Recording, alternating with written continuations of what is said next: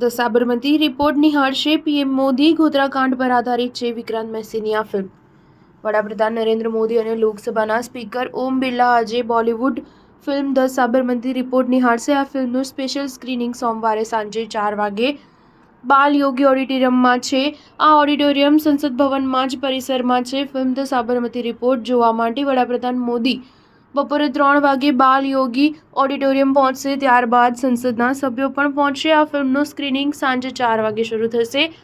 Film સાંજે 6:15 કલાકે પૂરી થશે. જો કે બાદમાં વડાપ્રધાન મોદી ફિલ્મના કલાકારોને મળશે અને સાંજે 6:25 વાગે ડિનર માટે જશે. આ પછી તેઓ સાંજે 7 વાગે રવાના થશે. વડાપ્રધાન મોદીએ ગોધરા ઘટનાને દર્શાવતી ફિલ્મ ધ સાબરમતી રિપોર્ટની પ્રશંસા કરી હતી. તેમણે સોશિયલ મીડિયા પ્લેટફોર્મ એક્સ પર પોસ્ટ કરીને લખ્યું હતું કે સારું છે કે આ સત્ય બહાર આવી રહ્યું છે અને તે પણ એવી રીતે કે જ્યાં સામાન્ય લોકો તેને જોઈ શકે. ખોટી વાર્તા મર્યાદિત સમય માટે ચાલી શકે છે. આખરે સત્ય હંમેશા બહાર આવશે. ઉલ્લેખનીય છે કે આ ફિલ્મમાં વિક્રાંત મેસીની સાથે રિદ્ધિ ડોગરા અને રાશિ ખન્ના મુખ્ય ભૂમિકામાં છે.